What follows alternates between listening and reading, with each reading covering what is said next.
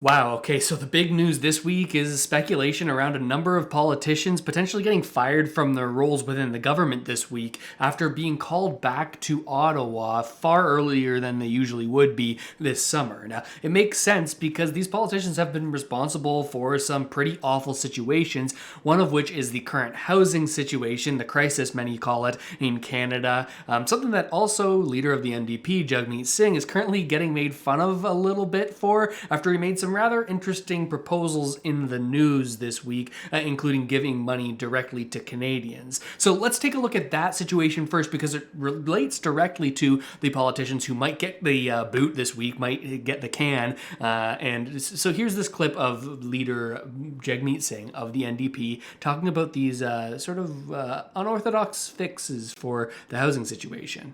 People need a break, and we want people to know that we're there for them. When it comes to the mortgage misery that people are feeling right now, I want you to know that we're here for you. We understand that's a problem, and that's why we're fighting for more relief so that you can actually keep your homes. Relief offered by the Liberals is just not good enough. And it's not surprisingly because they're not in connect. They're out of touch with what people are really going through. And the Conservatives are not proposing any solutions immediately right now to give people relief. They don't care. They're not actually talking about that. We're talking about what we can do right now to give people relief. There's a lot of countries that are looking at real solutions to give people a bit of break who are struggling with the cost of the mortgage. We want to see those aggressive steps being taken here in Canada. Steps like Spain has taken to force banks to give lower interest rates to families that are struggling. Like Portugal has put in a subsidy for people that can't pay their mortgage right now. We need to see some aggressive measures put in place to give people some relief, to give people a break so they don't lose their homes.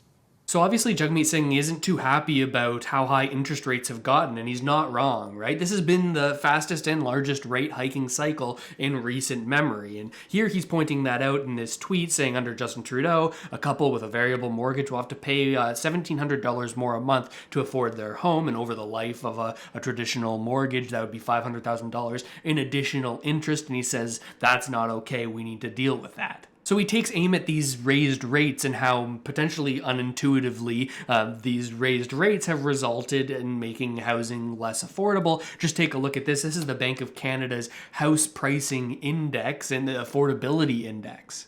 So I'll move myself over to the side here so you can see a little bit more clearly, but the blue line shows the cost of a new built house in Canada, while the yellow bars show what percentage of your income it would take to be able to actually afford an average home in Canada. And you can see that right around the time that interest rates started going up dramatically, even though that's supposed to lower home prices because people aren't able to afford as much home, well, housing got a lot more expensive to afford, with the average house taking nearly 50% of someone's disposable income to actually be able to afford on a month-to-month basis. Largely, the added cost of paying the larger interest rates on your mortgage is outpacing the lower cost of housing as a result of these higher rates, because in many cases, housing actually hasn't gone down all that dramatically, definitely not as dramatically as many people thought, and we'll get into that in a second. Listen, the whole idea behind the Bank of Canada raising rates so aggressively is to fight inflation. It got all the way up to 8.1% over the past year. About a year ago is when it was at its peak, and it seems like now we're actually starting to see some early signs that we might be in the clear on this.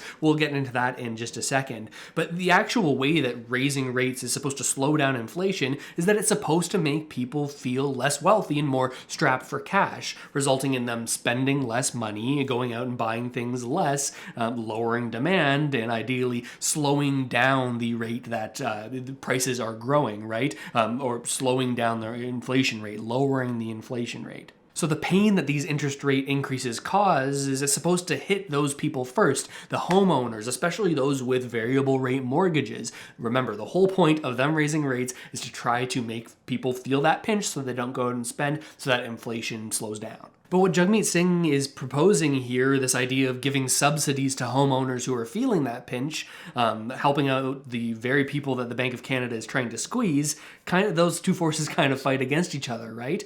This is already happening a little bit right now as banks have started to allow for amortization extensions, which if you've watched the channel before, that's essentially allowing people to pay off their loans that have gone up a lot recently, especially these variable ones, allowing them to pay off that loan over a longer period of time, stretching it from maybe 25 years to 40 years to pay off the loan. Your monthly payments get a lot smaller, but the average interest that you pay over the course of the loan, that goes up quite dramatically. And just like extending amortizations of the people who are supposed to feel pressured, giving them subsidies would be pretty similar. And that's part of why some people are making fun of Jagmeet Singh, because this is somewhat of a switch up for him in terms of who he's talking to. And don't worry, this story flows directly into these politicians that could be losing their jobs this week for the very similar reason to Jagmeet Singh, what people are making fun of him about.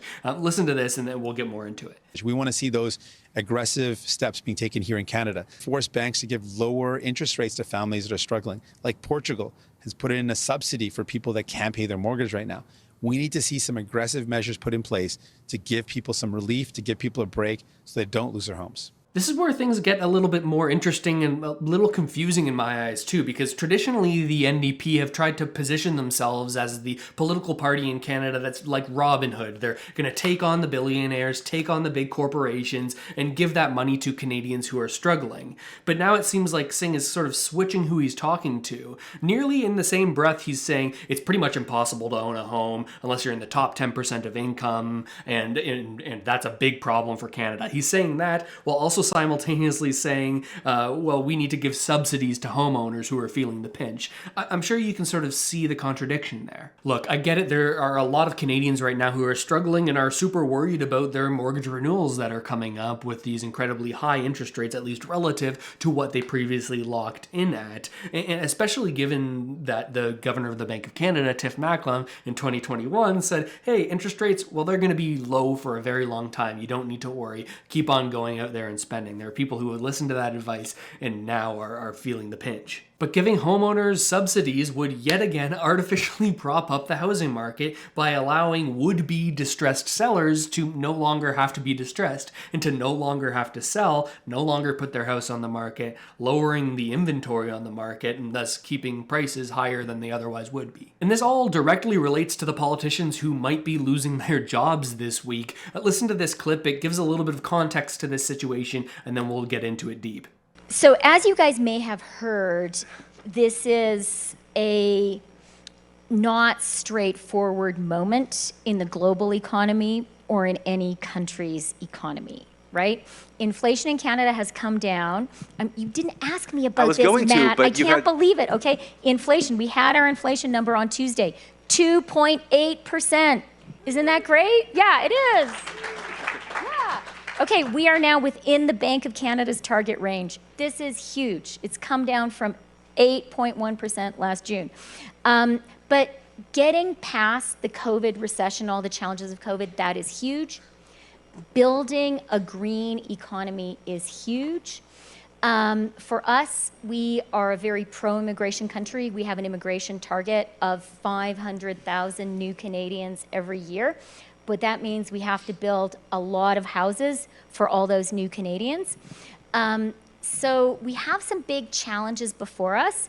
So this is a clip from a panel that Chrystia Freeland, the current finance minister for Canada, as well as the deputy prime minister, she gave this in the States last week. And she says Canada is up against a lot of challenges. She admits that. She recognizes that statement. However, that didn't stop some Canadians from being very frustrated about the way she seemed to pat herself on the back about the lower inflation numbers we got just last week. And she's absolutely right. This is a very good thing that the cost of things, at least according to the CPI, is growing far more slowly than it was this time last year. But this celebration does seem a little bit premature given the issues that still remain and the remnants from massive quantitative easing and hyper low interest rates during the pandemic when we were trying to actually spur on the economy. And this tweet, I think, puts it perfectly. It's a little bit tongue-in-cheek, but it says rents this year, Burnaby up 27%, Mississauga up 23%, Brampton up 23%, rents up by 24%, almost 25% in Scarborough, Laval up 21.3%, wages only up 4%,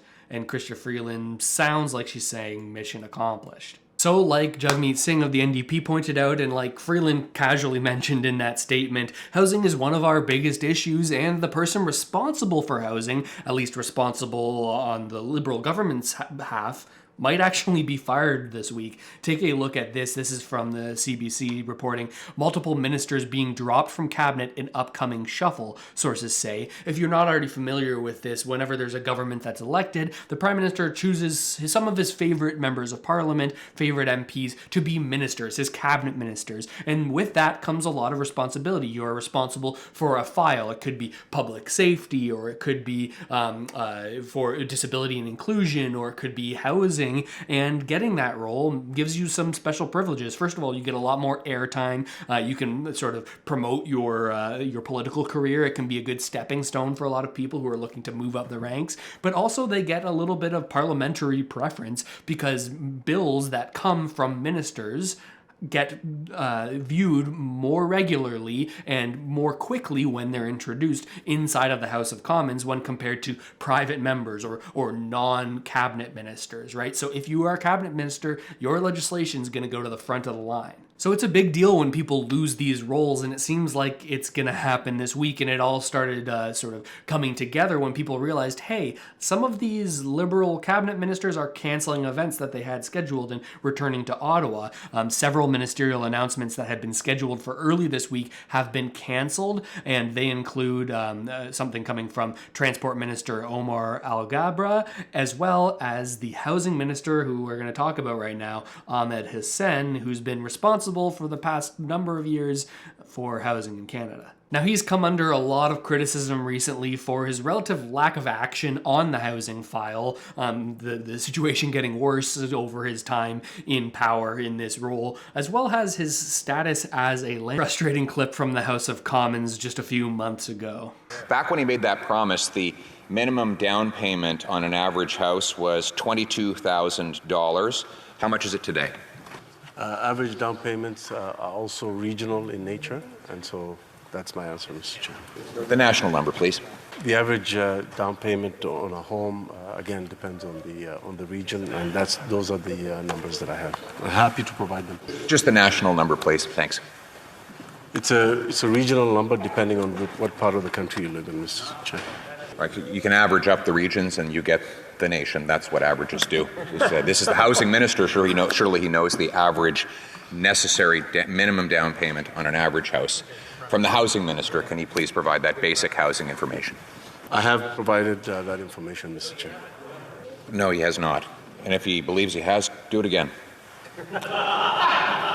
I'll do it again by saying that I've provided that information, that it's regional, and I'm happy to provide the regional breakdowns to the leader. So it's likely that Hussein will be losing his job as a cabinet minister this week. Now, we don't know if he's going to be shuffled into another cabinet role, or if maybe his time as a cabinet minister has come to an end. I believe he was the immigration minister prior to him becoming the housing minister, which is another interesting link if you think about it. And it's probably a good move to move on from Hussein for the Liberals as they look to refresh their identity on one of the most important issues for Canadians, housing affordability, because they're going to be going up against Pierre Poilievre, who you just saw in that clip, who has hounded the Liberals for years on their housing performance. Also on the chopping block is Marco Mendicino, who's the public safety minister, who brought the Liberal Party into relative scandal when they didn't realize that Paul Bernardo was being transferred to a lower security prison, and the Prime Minister wasn't informed of this, and that caused a bunch of issues. But there are other ministers in here as well that seem to be on the chopping block,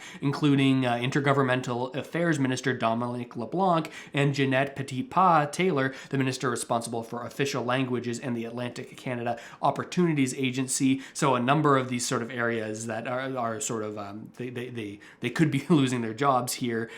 Potentially, it seems that Foreign Affairs Minister Melanie Joly and Stephen Guilbeault, the Climate Change Minister, are not going to be changing their portfolios based on the sort of leaks here, as well as Chrystia Freeland, who we saw earlier, will keep her position, said sources, with knowledge of the meetings. That's the Finance Minister, as well as the Deputy Prime Minister, staying in her role, it seems. So there's a lot going on. We've got Jagmeet Singh making these rather interesting statements about how he would help the housing situation by providing direct subsidies or payments to Canadians who are struggling, or some sort of mortgage deferral program. He doesn't even make it really clear what he's saying there, but just saying, I would help mortgage holders if I were in power, without giving the details really. We've got that. We've got Freeland making these comments seeming to say, hey, success, when there are a lot of issues still going on. And we have the shuffling of the Liberal cabinet. Do you think that this is the right direction for the Liberal Party or for the country? Or is there anything that I missed that I'm wrong on? Let me know down in the comments below. I read every single one and try to get back to as many as I possibly can. And if you're watching this and you aren't subscribed, it takes one click and it's free, and it helps me out dramatically and helps you see more videos like this on YouTube. And about half the people that watch the videos aren't subscribed. So if you could do that, thank you so much for doing me a solid. And with all that said, thanks so much for watching this video, everyone. I hope it helped you out at least a little bit, and I'll see you next time.